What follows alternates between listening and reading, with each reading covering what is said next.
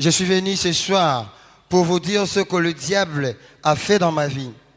Je suis ici dans une famille où mon père ne connaissait pas Dieu. Dans notre village, c'était que le féticheur qui gouvernait les villages. Donc chaque village, donc chaque famille avait 2 ou 3 féticheurs. Chaque soirée et tous les jours, ces gens-là étaient en train de faire des cérémonies, une parcelle après une autre. Mais dans notre famille, il n'y avait aucun féticheur. Et c'est comme ça notre papa va se décider de pouvoir prendre en mariage qu'une femme féticheuse pour qu'elle vienne afin de pouvoir protéger notre père. Partant de ce qui était le désir de mon père, il a fini par prendre en mariage une féticheuse. Ne sachant pas que cette femme n'allait pas faire une année avant de mourir. Et il a fait 7 ou 8 mois avec cette femme. Et la femme va dire à notre père que je connais ton souci. Mais écoute, moi je vais bientôt mourir. Je vais te laisser un signe. Elle va soutirer la bague de son doigt pour remettre à notre père. Elle dira ceci à notre père. Lorsque tu épouseras une autre femme, la grossesse cette grossesse, j'aimerais que ce soit moi qui viendrai au monde. Et tu vas prendre la bague, tu vas mettre dans l'eau et cette bague va se transformer en eau. Tu vas donner cette eau à la femme et cette grossesse sera ma grossesse. Et mon père avait de grands regrets à cause de la mort de cette femme.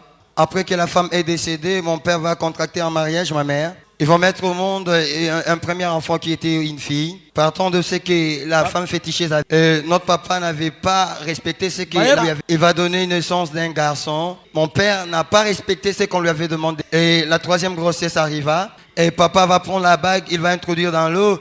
Il va donner ses eaux à maman. Maman va prendre des cétos. Après que maman ait fini de prendre des cétos, le soir, tous les féticheurs du village étaient venus afin de pouvoir certifier que ma mère était grosse. On dira ceci à ma mère. Comme tu es là, tu es grosse, tu donneras naissance à des enfants, un garçon et une fille en même temps. Mais cependant, nous allons utiliser la vie du garçon. Et on a donné au préalable à notre maman des commandements qu'elle était censée de pouvoir observer. On a placé tas d'interdits au-devant d'elle. Et cette nouvelle a beaucoup enchanté notre père. Et il ne pouvait pas quitter de yeux tout ce qui s'est passé dans la vie de sa femme. Là, c'était à Diallo. Et pendant que les féticheurs venaient à la maison, ils vont se familiariser avec mes parents.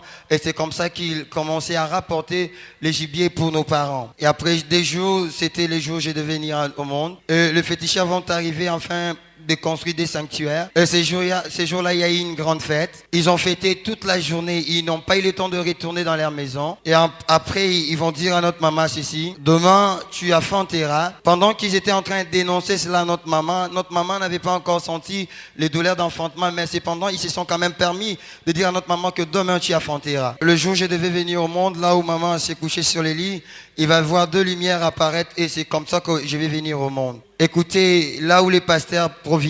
Après, je vais venir au monde. De ma venue au monde, c'était aux environs de 6 h du matin.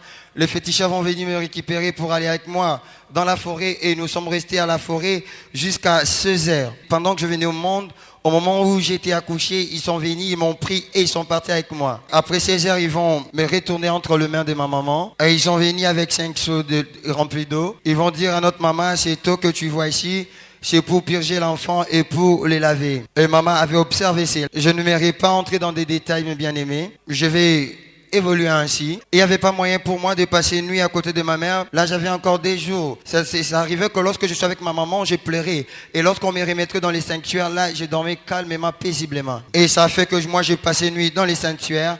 Ma mère avec le féticheur à l'extérieur et c'est comme ça que j'ai évolué. Pendant que j'étais dans ces sanctuaires en train de dormir, passer mes nuits, j'étais en train de voler dans l'autre monde, je mangeais la nourriture nocturne. Là, c'était à 5 ans. Et nous sommes allés, il y a eu une fête à mon endroit pendant une semaine, dans un village. On m'a accueilli avec des feuilles, des rameaux ainsi que des fleurs. Pendant toute une semaine. Le 6e jour, on me dira ceci. Là, j'avais encore 5 ans. J'avais 5 ans, mais c'est pendant, j'étais un vieil homme, un grand. C'est-à-dire que le jour où j'étais venu au monde, en m'apportant dans la forêt, j'étais un enfant qui avait déjà 8 ans. Et pendant que j'avais 5 ans, ils m'ont dit que nous avons organisé une fête à ton honneur pendant une semaine. Nous demanderons à ce que toi aussi, tu puisses organiser des fêtes à notre honneur pendant une semaine. Je ne pouvais pas refuser parce que de l'autre côté là-bas, on n'est pas censé de dire non. Je vais leur poser la question de savoir ce qu'ils avaient besoin de manger. Ils me diront de leur donner la chair humaine. Il y a eu un écran qui était venu au-devant de moi. On m'a montré la famille de mon père ainsi que la famille de ma mère en me demandant de pouvoir choisir les gens à donner. De moi-même, je vais tuer les petits frères de mon père et je vais leur donner. Comment est-ce que j'ai parvenu à faire cela? Il y a un grand cahier. Il y avait un cahier où on avait enregistré mon numéro de téléphone qui était les 00112.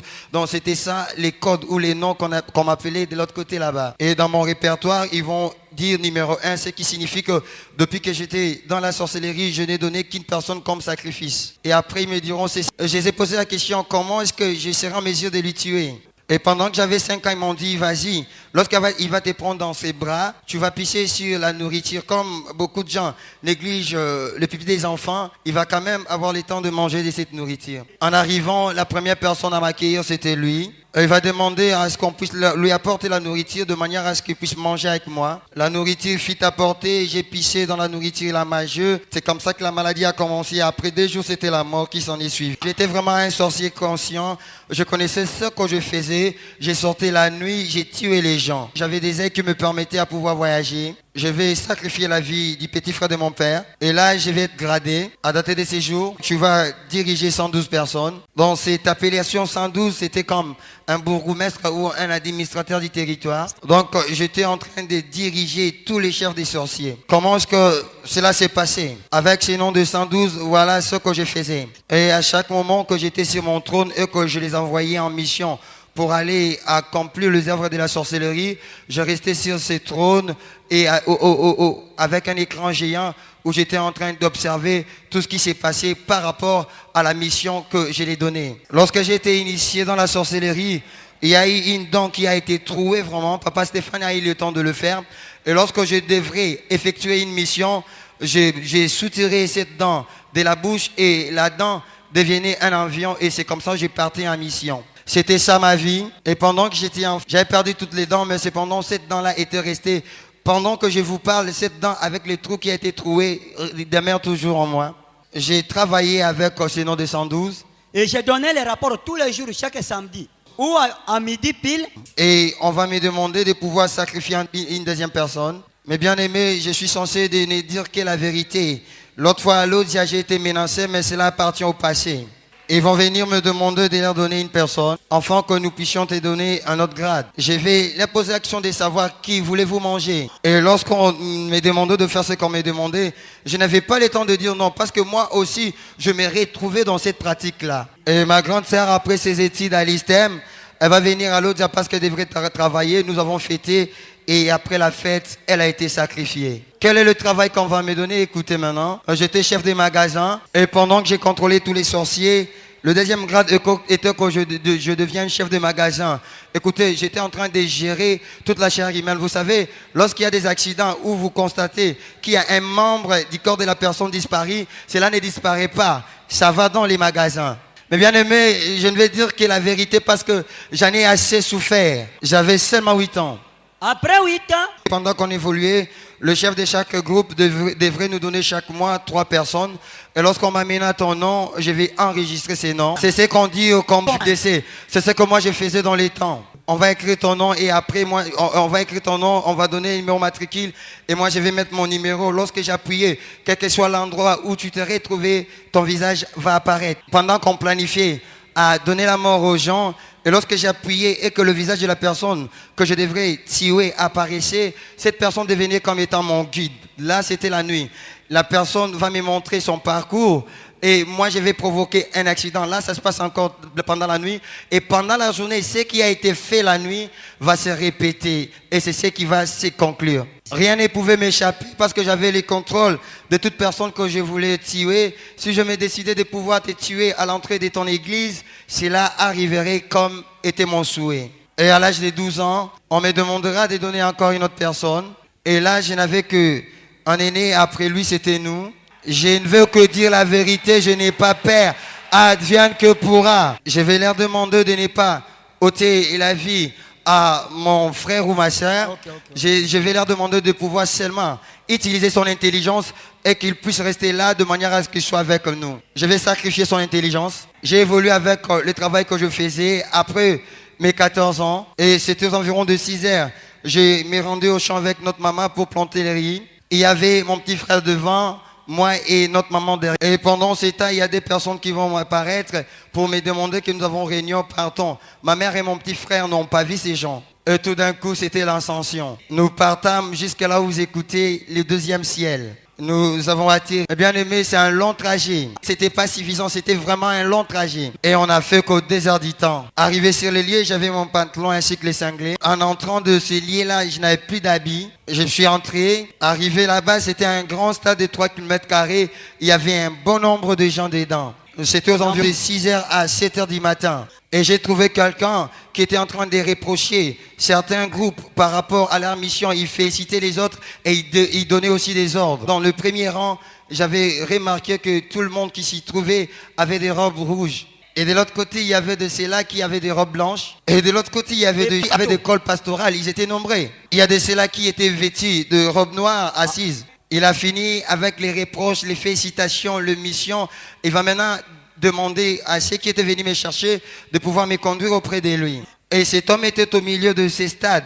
Pour que je quitte de là où j'étais et arriver de là où il était, je devrais parcourir une distance de 50 à 60 km. Pendant qu'il était en train de parler, même les gens qui étaient éloignés de lui étaient en mesure de pouvoir saisir ce qu'il disait. Tout le monde était bouche bée parce qu'il n'y avait pas moyen à ce que les gens parlent. Tu n'es même pas censé de pouvoir te gratter.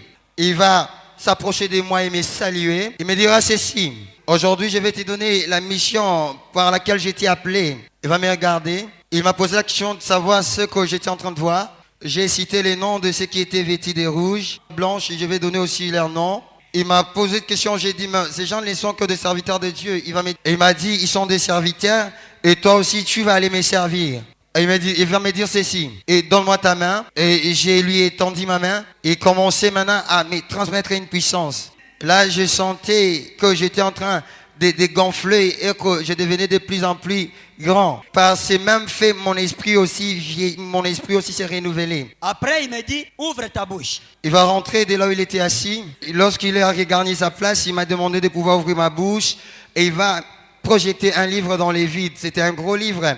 Et ce livre va venir entrer dans ma bouche et aller s'asseoir du fin fond de mon cœur. Et de moi-même, j'avais senti cela. Et il va commencer à soi-disant prophétiser. Je t'envoie, toi, mon serviteur. Tu vas aller guérir. Tu vas aller construire des églises comme ce que tu vois ici. Tu seras un serviteur puissant. Je vais te faire étudier. Après, il a soi-disant prophétie. Elle va prendre des hommes. Alors, il m'a dit que cet homme que tu vois, c'est lui qui sera ton guide. Et les seconds, comme ton père, s'inquiéter, c'est de ranger de manière à il n'y avait personne pour protéger la famille.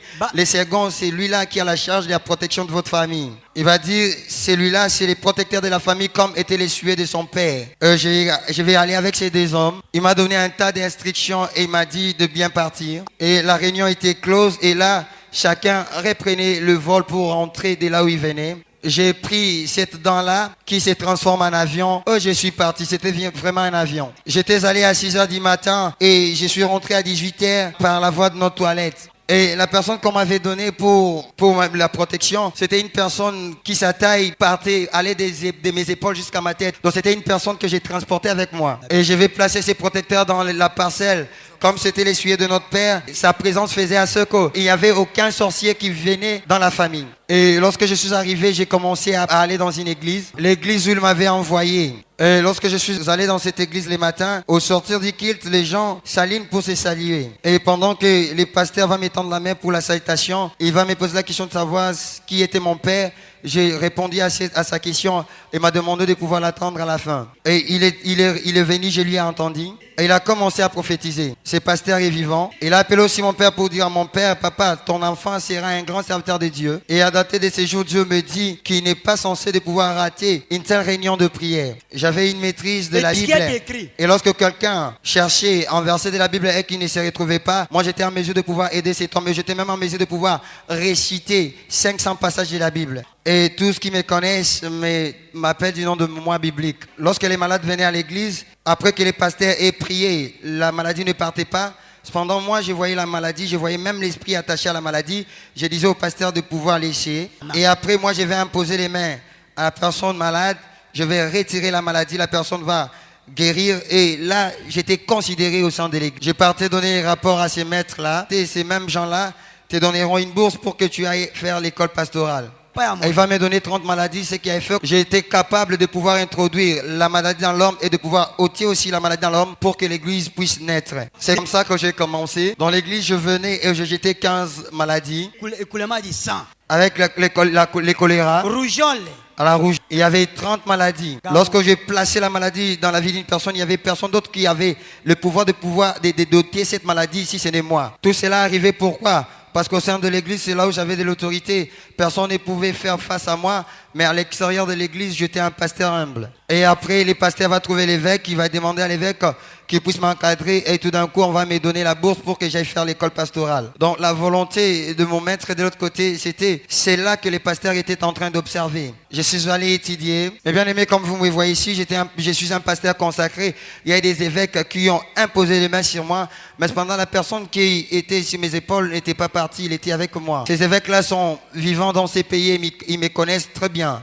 J'étais rentré là-bas. Là, je suis déjà devenu pasteur. Je suis allé au 2e ciel. On me demandera, vas-y, dans un quartier, tu trouveras quelqu'un qui va t'accueillir. En Bujimaï, à l'avenue du gouverneur, comme ça a été indiqué, il y avait une église et il y a un pasteur qui m'a accueilli. Et dès là, j'ai commencé à opérer. Il était docteur de l'amiba. C'était vraiment un grand homme. J'ai travaillé dans son église. Comment est-ce que j'agissais? Mais lorsque j'arrive, que je demande à prêcher dans ton église, toi tu vas refuser. Donc pendant que je demande cela, le pasteur responsable de l'église, il va seulement regarder ma façon de s'habiller parce que je vais vous signaler que pendant que j'étais parti au 2e ciel, en retournant sur terre, je n'avais plus des habits. Donc ça faisait que je puisse avoir une culotte ou bien des pantalons. Lorsque toi tu vas refuser à ce que je puisse prêcher, je vais rester là, je vais regarder tout ce qui va se passer pendant la journée. Je vais prendre ces films. La nuit, je vais enlever ta tête, je vais mettre ma tête et je vais t'envoyer un rêve. Dans ces rêves, tu vas me voir en train de prêcher. Tu viendras t'agenouiller auprès de moi pour me demander pardon. Et de là, je vais aussi prier pour toi. Mais bien aimé, ceux qui sont des lots, tu connaissent ces choses. C'est comme ça que j'ai évolué dans des églises. Si je vois qu'en toi, tu as la chose de Dieu, si je remarque en toi que tu as le feu de Dieu, je vais faire des voies et moyens pour t'envoûter. Si je ne t'envoie pas les femmes, je vais faire à ce que tu deviennes un mari rebelle et que tu parviennes même à tuer jusqu'à ce que moi-même je viendrai pour finir avec toi. Et mon maître me dira qu'en quelques jours, il va faire un arrêté ministériel pour que tu ailles construire une église en Sankourou. Et il m'a montré une autre église en Bujimaï pour me demander ainsi que leur statut doctrinal. Je vais maintenant demander à ces révérends de pouvoir m'aider parce que j'ai beaucoup travaillé dans son église. Il est temps pour moi de pouvoir ouvrir mon église à moi. J'aimerais que tu puisses sortir pour moi un arrêté ministériel. L'église, c'était l'église de la croix. J'ai maîtrisé plus de 20 langues. Lorsque j'entrais à l'église, c'était le miracle instantané qui s'en suivait. Et après ma demande, ces pasteurs, partant de ce que tu as bâti comme travail au sein de mon église,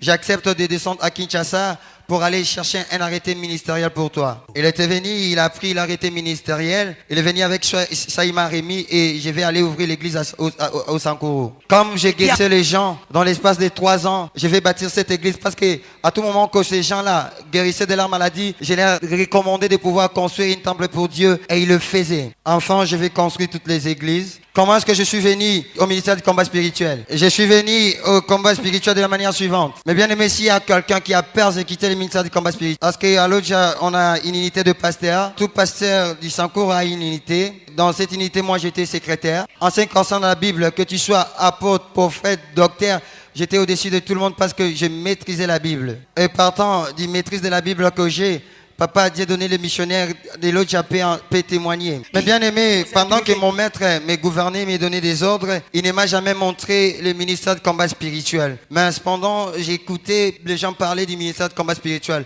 Et j'étais là pour décourager les gens, pour dire que là-bas, c'est de la magie. J'étais même en mesure de pouvoir écrire la CFMC et en sortir 666. Je ne sais pas comment est-ce que je faisais cela. Je suis du même village que Papa Olangui. Ça faisait que je descendais dans la famille, cherchais à écouter, ne serait-ce l'histoire d'une personne qui était sorcier. De là, je vais rapporter cela à l'église. Un jour, je me rappelle même qu'on a prêché Papa Olangui dans l'église. Dans la parcelle où j'étais, j'avais une miroir kabbalistique qui me permettrait de contrôler. J'avais une grande antenne de transmission avec moi et mon maître. Dans la portail, il y avait le gardien. Et après avoir fini de construire cette église, je devais maintenant entrer dans des villages pour y construire d'autres. Écoutez comment est-ce que je suis venu au combat. Lorsque je prêchais à l'église, à la fin, je sortais en fait de la sorcellerie. Et à la fin de mon prédication, et tout le monde s'agenouillait pour commencer à m'adorer.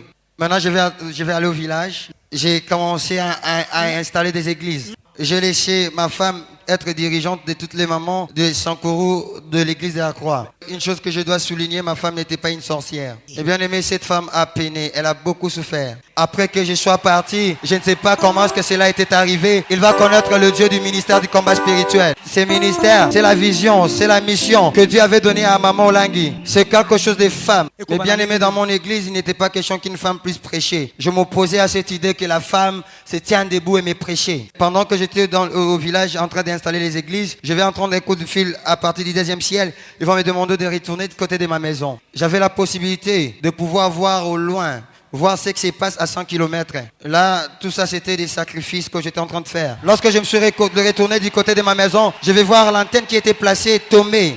Je vais regarder là où le miroir s'est trouvé. Le miroir était renversé, mais c'était pas brisé. C'était pour la première fois que ces choses puissent tomber parce que ça ne tombait pas. C'était une femme de valeur qui était allée chercher les combats dans ma vie. Pendant qu'on avait des disputes, qu'est-ce que je faisais? Je mettais la maladie dans ma femme et elle pouvait endurer avec cette maladie pendant 2 mois. Je savais qu'elle n'allait pas mourir. Et en fin de compte, lorsque je remarquais qu'elle perdait le poids, je vais appeler ma femme, je vais la faire la cure d'âme et je vais la poser la question: tu reconnais que je suis un homme de Dieu? Et après je vais prier. Je vais quitter le village pour retourner dans la maison. Et comme je savais que c'était ma femme qui m'allait chercher les combats, ma mission était de retourner à la maison et de tuer ma femme. Cette femme était devenue danger de mort.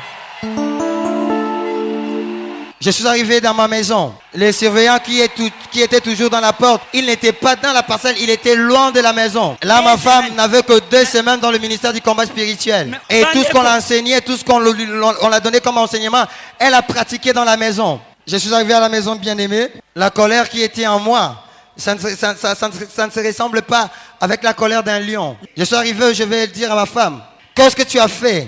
Est-ce que tu te rends à mon église? Donne-moi les rapports. Elle avait l'habitude de m'appeler papa, partant de miracles qu'elle voyait. C'était un respect exagéré. Je veux dire ceci: où est-ce que tu t'es rendu? C'était pour la première fois que ma femme m'avait fixé le ciel pour me dire que je suis maintenant au ministère chrétien du combat spirituel. Toi, tu es allé où? Au ministère du combat spirituel. Mais bien aimé, tout d'un coup, j'ai voulu envoyer 30 maladies pour que ma femme meure, mais ça a retourné à mon endroit.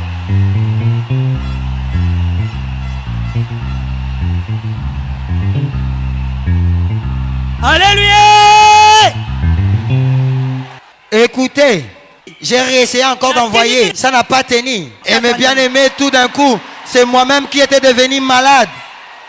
Alléluia! Amen. Alléluia! Amen. Mes bien-aimés, je suis un témoin oculaire de la puissance du Dieu du combat spirituel. Ce n'est pas comme les autres le disent. Je suis témoin oculaire. Et tout d'un coup, je vais appeler le maître. J'ai dit à maître, ce qui se passe ici, je ne sais pas contrôler. C'était pour la première fois que ma femme avait fait ce genre de choses. Le maître me dira ceci: il n'y a pas de remède, mais je te demanderai de pouvoir chasser cette femme de la maison. Et il y a eu les pasteurs d'Issancourt qui sont venus dans ma maison pour me dire que toi tu es le chef des pasteurs. Comme ta femme fréquente l'église de Maman Olangui, là où il y a la magie, nous te demandons de pouvoir contracter en mariage une seconde femme. Il y a des pasteurs qui n'ont pas étudié.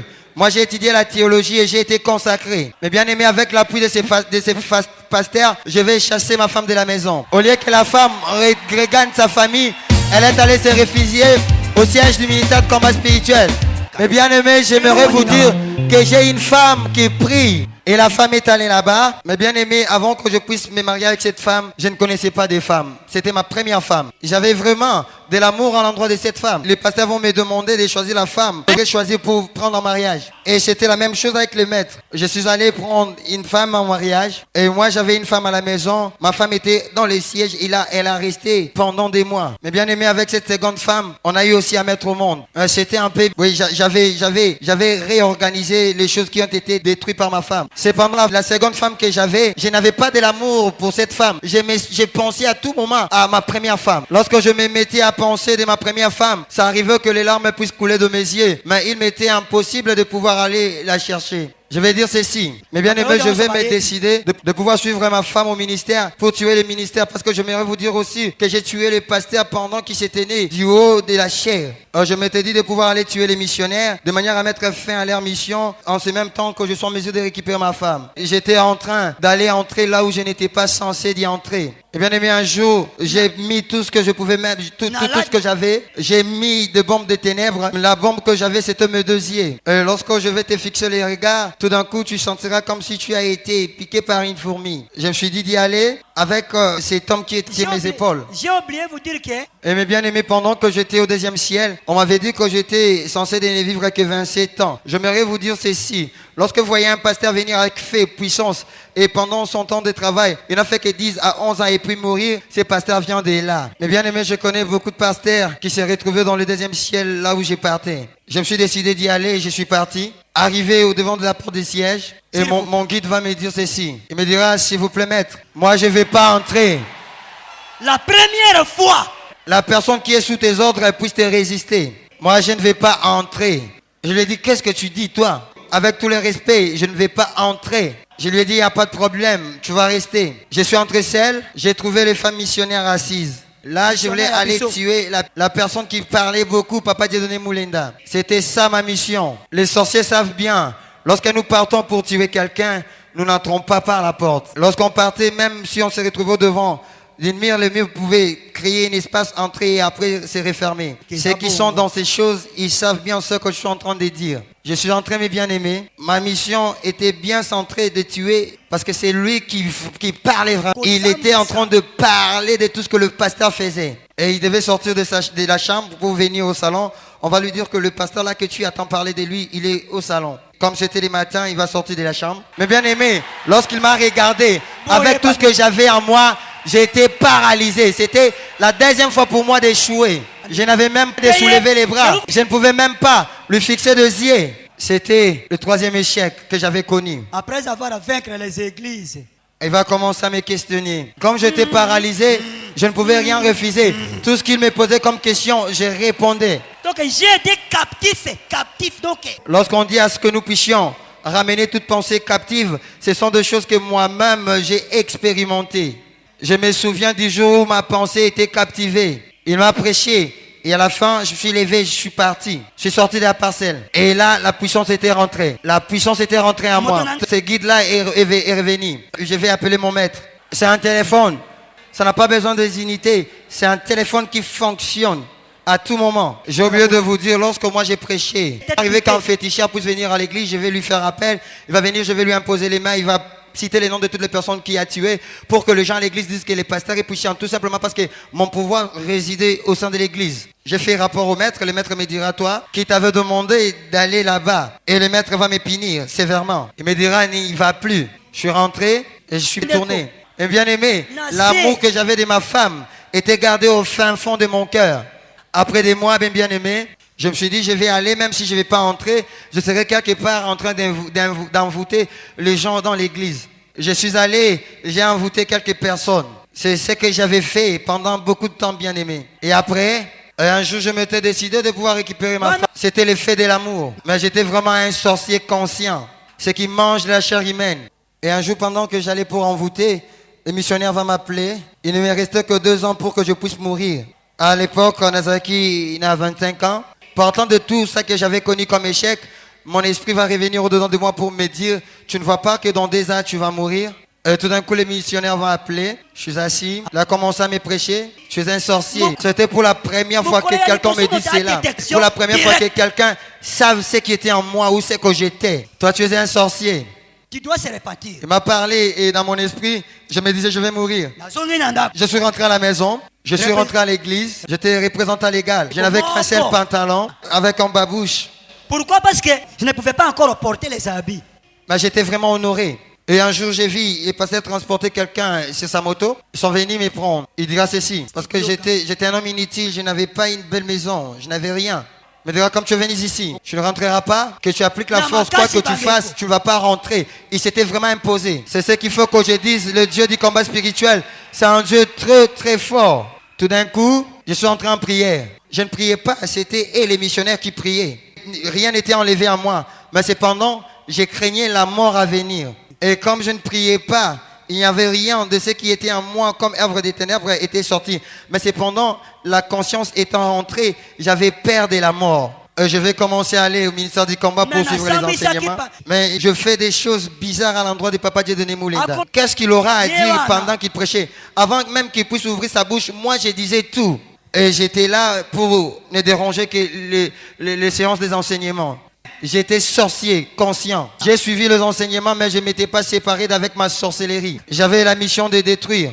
La conscience était rentrée en moi. Parce que j'ai tout fait, mais cependant rien n'était. Je n'avais qu'une année avant ma mort. Et là, je vais venir et tout dévoiler auprès de missionnaires. Je les ai dit que j'étais en train de mourir. Papa, je suis en train de mourir. Tout d'un coup, je suis entré en prière. Après la prière, mes bien-aimés, là, ma femme devait passer les 7 jours d'affranchissement. Je comprends que Dieu avait fortifié ma femme pour que moi, je sois délivré. Et passé à la prière, je ne pouvais plus voir de loin. L'antenne est tombée.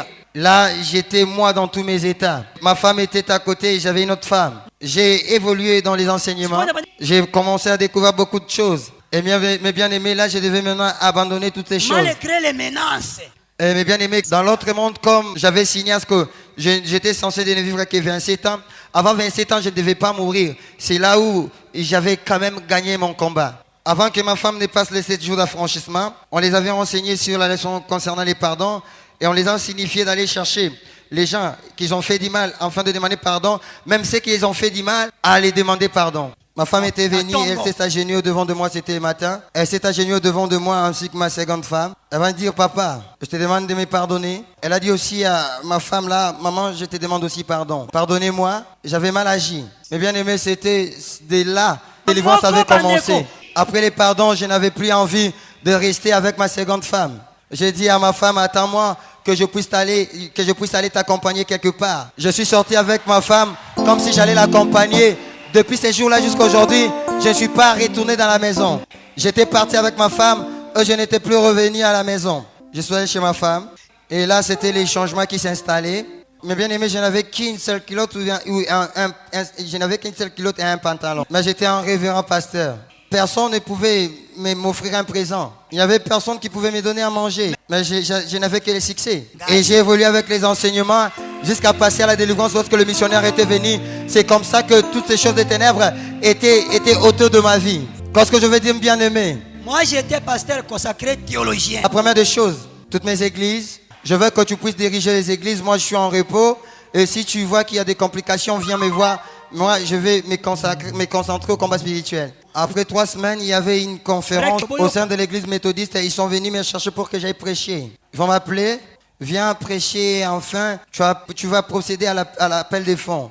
Dieu avait permis cela pour me mettre au devant de moi-même. Je suis allé dans cette église, mes bien-aimés. Je vais passer devant, parce que là-bas, la chaise se trouve devant. Je suis passé déjà à la délivrance, j'étais un combattant. Avant que je ne puisse prêcher, je vais commencer à somnoler. Et pendant que je somnolais, je vais voir le pasteur qui m'avait appelé, nous retrouvons dans un champ. Il m'a demandé à ce que nous puissions récolter. Il m'a dit, lorsque tu sentiras un mouvement, c'est-à-dire que les propriétaires du champ approchent, nous allons nous tenir pour les saluer. Il va me dire, pasteur, arrête-toi, je vais m'arrêter et je vais regarder l'homme qui venait. C'était mon maître de l'autre côté. Et cette fois-ci, il venait avec des cornes. Et tout d'un coup, je vais crier, Seigneur, où je suis et je vais me réveiller. Pendant que j'étais devant, Dieu va me parler. Tu vois, c'est maître-là qui est le chef de cette église. Ne prêche plus et ne rentre plus à l'église. Et depuis ces jours-là, j'avais pris la décision de pouvoir m'accrocher au Dieu du ministère du combat spirituel. C'est pourquoi, mes bien-aimés, je vais vous conseiller en trois étapes. Si tu vas dans une église, je ne veux pas que vous quittez vos églises. Je ne fais que dire ce que moi j'ai vécu. Lorsque tu vas dans une église et que tu remarques que le pasteur n'a pas la parole, mais il ne fait que guérir les gens, ne donne pas ta tête pour qu'il puisse imposer les mains. C'est la première des choses. La deuxième des choses, je vais dire à mes confrères pasteurs. Parce que beaucoup de serviteurs de Dieu, ils négligent leur femme. Ils disent parce que cette femme ne marche pas avec moi, ne converge pas avec, elle n'est pas ma femme. J'aimerais vous dire ceci. J'aimerais vous dire que Dieu utilise beaucoup plus les femmes pour notre délivrance. Ne te sépare pas d'avec ta femme, c'est une bonne femme. C'est une bonne femme. N'accepte pas de te séparer d'avec ta femme parce que cette deuxième femme sera à la base de ton malheur.